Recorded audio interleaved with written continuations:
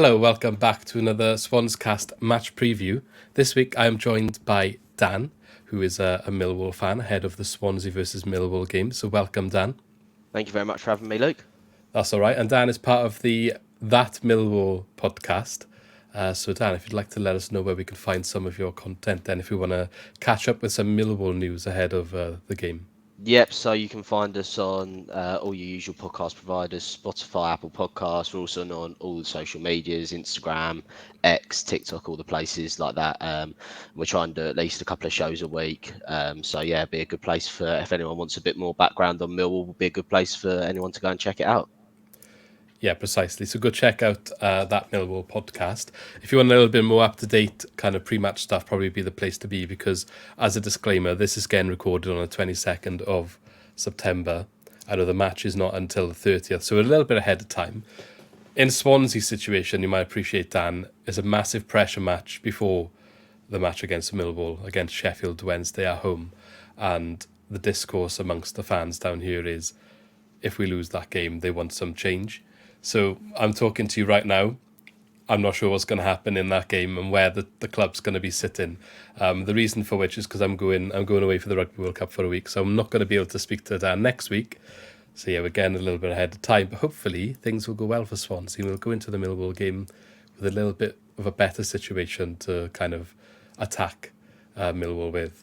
However, Millwall have had, I would say, a decent start to the season. They're coming off the back of a 3-0 victory against Rotherham, who I noticed ex-Swansea player Sam Clucas was in the starting lineup for, which I find quite interesting. But yeah, so we'll get to know Millwall today. So I'm going to ask Dan some questions. I'm sure everyone is used to this by now, the sort of things we discuss. And there's only one place I start, and I look at the summer, and I just want to ask, aside from transfers, has there been any changes at your club in the summer? The biggest change for Millwall this summer was the very sad news of our much loved owner and chairman John Berylson passed away. He had a car crash back in his native home of America and sadly passed away, which led to a difficult few weeks for the club. A lot of tributes pouring in from all across football. So that was very sad and very upsetting, shocking news. His son James Berylson has now taken over as the new chairman, which is quite nice. They've kept it in the family. I think that always was the plan for James to be able to take the club on, because he was on the board of directors for a while before this happened. So I think that was always the plan in the longer term, but it's obviously happened a little bit quicker than anyone expected and maybe would have liked. But unfortunately, these things just happen. So that was the biggest change aside from the playing staff. Yeah, that is quite sad to hear. Condolences there for all involved. And I guess from the fan perspective and the club perspective, this year is kind of maybe could be done in memory, and hopefully you get good results then. Yeah, that's what we was hoping for, especially after the way we bottled it towards the end of last season. Effectively, there's no other way of me saying it any other way. We completely bottled the playoffs at the end of last season, and obviously no one knew what was around the corner, but that would have been a fitting tribute to John for his service that he'd done to the club. So it would be even, it would be just as great if we could get it done this season. Yeah. Going more onto the pitch then, ins and outs at your club in regards to transfers, what notable movement have you had this summer? Well, probably we didn't really lose any key players from our starting 11. The main player we managed to keep was Ian Fleming, fended off a lot of interest from Burnley, rejected about 4 or 5 bids from him, scored 14 goals from midfield in the Championship last season. And obviously, as Luke said, recording on the 22nd, he's just got his first goal off the back of the midweek game we've just had against Rotherham. So hopefully now... You'll have a hat-trick on a weekend now. I was about to say, hopefully he's going to kick himself into gear now a little bit more. So once he got his first goal last season there, he seemed to score in about 6 or 7 games after that. So hopefully we can have the same kind of thing again. Our other main signings other than that, we had Kevin Nisbet, a striker from Hibs, come in for a reported fee, which is going to eventually be around £2 million, which is quite a big investment for Millwall. And he's got a few goals so far, but I think he's going to be missing a couple of weeks injured. He picked up an injury in that midweek game against Rotherham. We've signed Joe Bryan, a former Bristol City and Fulham left back, on a free transfer. That was quite a good pickup, but he's been out quite a bit injured. We signed Matthias Sarkic, the goalkeeper, who's been at Stoke and Birmingham on loan, and he's been injured. We signed Casper De Norre, a Belgian midfielder. He's looked good, but has also been injured so far. So it kind of feels like a lot of the signings we've made, we probably haven't really seen them kick into gear yet because they've all had a little bit of kind of a stop-start to the season. Yeah. Okay, so there's a few players there to kind of look at, and obviously you've kept your main man, which Swansea been able to do with Joe Perreault leaving to go to Leeds, which I think we were all expecting. But the longer the transfer window went on, you get that false hope, which got shattered right at the end, if you like. Yeah. And it's not been a great time down here ever since. But having said that, then let's look at more of the action on the pitch. What sort of style of play could Swans fans expect to see when Millwall take to the pitch? I know we're going up to you guys, it's an away game. So what can we maybe expect to see Millwall If play? I'm being completely honest, quite a boring style of football. We tend to play our home games like we're the away team as well. Our home form hasn't actually been, the Den's perceived to be this place where it's hard to go and get a result, but it's been quite, it's kind of been a bit easier since the turn of the year for away teams to come and get a result down at the Den. So, we'll try and, probably not have possession and probably try and play a bit more on the counter attack, try and get the ball forward into the likes of Fleming, Tom Bradshaw, Wales international striker, and whoever he plays up front with on the day, try and get the ball up front to them as quickly as we can, and then try and get bodies, try and get our wing backs a bit higher up the pitch, try and give them a bit of support. It's not the most pleasing football on the eye. It's certainly drawn criticism started this season as we've had a couple of very poor results on top of not playing very good football. But, as long as we're winning games, I'm ultimately not too bothered about what I'm watching, but it is a tough watch at times. No, that's fair enough. I think that's a big question for the ages down at Swansea for the last couple of years about style versus results. We had a very successful time under Steve Cooper with back-to-back playoff appearances, but people not so happy necessarily with the style of football. And a lot of people, when Cooper left, were happy that he did. And then Russell Martin comes in, and you could, on paper or in reality, factually, wasn't as successful as Cooper because of the results. But people may be more pleased with the style, so let him off, if that makes sense. So, ultimately, results is what gets you anywhere in football. So, I guess depends on where you look at it, but it's a big question to sort of ask. I think there's a lot could be said of that as well. Yeah. Okay. So you said about your style would be quite boring, maybe. I wouldn't necessarily say Swansea's is much better at the moment. But what sort of formation and lineup then? You don't have to go through the entire team sheet, but anyone that you think will definitely be there come this match. I know it's difficult to say because you haven't seen the weekend yet, but yeah, I mean, Rowett tends to favour a kind of 3-5 at the back system. So players that I can confidently say will be there if they're definitely fit will be Jake Cooper, who's taken the armband on at the minute in the absence of current captain Sean Hutchinson being injured. I imagine Tom Bradshaw, Wales international striker, he'll be starting given Nisbet's injury. Fleming, as mentioned, he'll probably be starting, although Rowett did drop him for the Leeds game last week, which ended up being a disastrous move.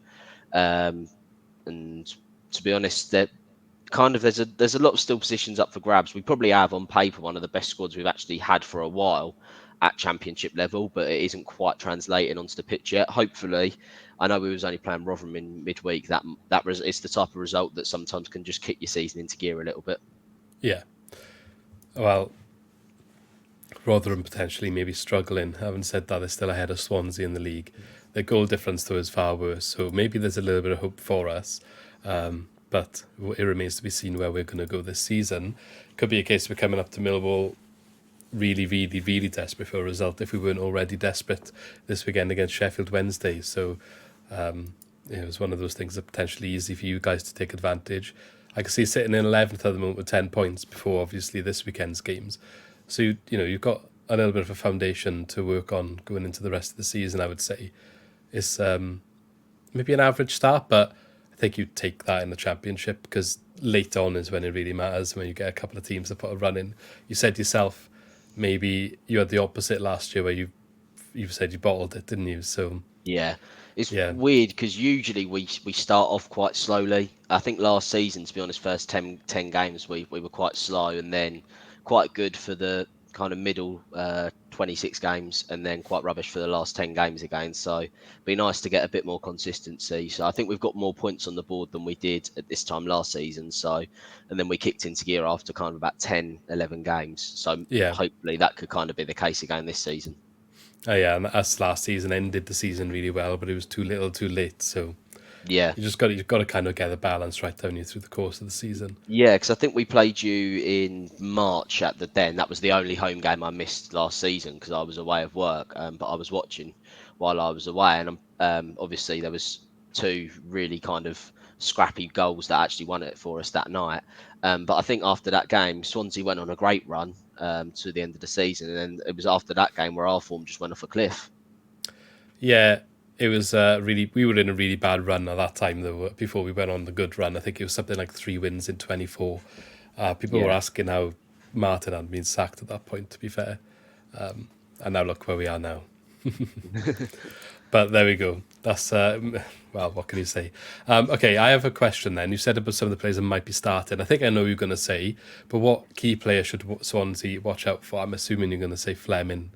Yeah, but I've mentioned Fleming a little bit, so Yeah, I'll pick. I'm gonna cheat a little bit and go for two, but that's okay. they're two really good youngsters who I'm sure will go on and have really top careers. The first one's Romain Esse, who's an academy graduate from Millwall. He played a little bit towards the tail end of last season. I think Rowett was probably a little bit reluctant to throw him in, given we was fighting for the playoffs and in such high pressure stakes last season.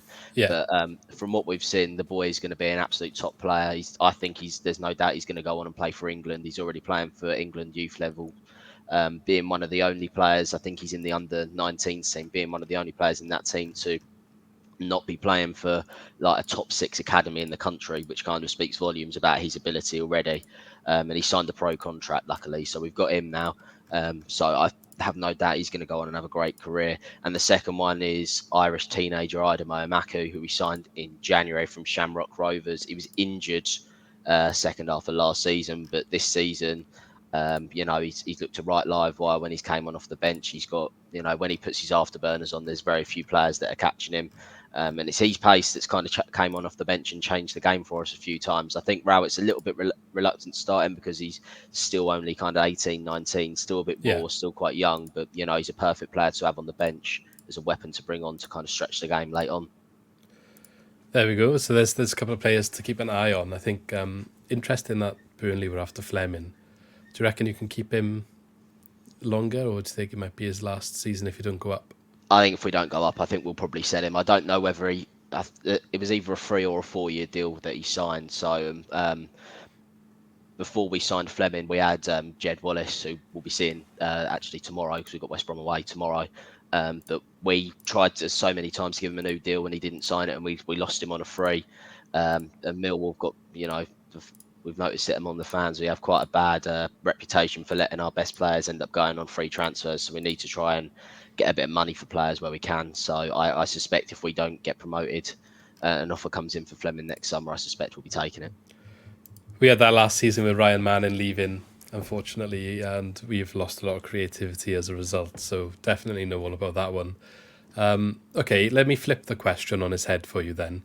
What Swansea City players do you think worry, or do you think could do damage against Millwall in this game? Well, Jamal Lowe is someone that Millwall fans don't seem to like too much. We've attempted to sign him a handful of times and he's turned us down a handful of times. So he's not someone who's too popular with us. So I always look at that name and always expect he's going to score against us. So that's someone who I think will probably end up having a good game against us. I quite like Carl Rushworth, the goalkeeper. I think that was, he was probably top of my list of goalkeepers for Millwall to try and actually sign in the summer because I watched him a lot at Lincoln and Walsall on his previous loans, and he's rated really highly by Brighton. So I think he's a really top prospect, and I would have loved us to sign him. So I was quite jealous of that one. So they're the two Swansea players I can mainly pick off the top of my head. I mean, I watched the derby against Cardiff. Might not have been the best game. Was that a good idea? I was about to say, I don't know whether it was the best one to kind of watch you guys against, but No. from a neutral point of view, I don't think there was really much for me to kind of note down from a Swansea perspective that might I look at that and kind of feel too worried. But now I've said that, you'll probably come to the Den and probably win 3 or 4-0. No, I mean, it's a fair observation. You could make us feel a little bit better and tell us that both teams are poor. I mean, yeah, Cardiff. I don't think Cardiff were much better. They just had that individual moment of quality from Tanner, and then obviously I know it was only a penalty for Ramsey, but I think it was already game over at that point. I think and Swansea fans might not like me for saying this, but I do think Ramsey might be the best player in the division. He is still got that quality. Like he's a card. He's gone back there for the homecoming like we had with Joe Allen. It's one of them, innit? Like, you produce a good talent sometimes and they go and have a good career, and he's come back. You can't argue his talent.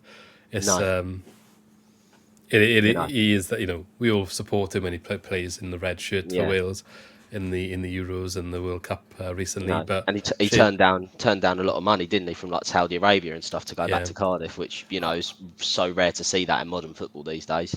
I'm surprised that he hasn't been injured yet. That's all I'll say, because I thought he'd be out by now. He hasn't had the best injury record the last few seasons. No, that is true. And he definitely hasn't turned up for Wales for a while either. But, that's another conversation as well.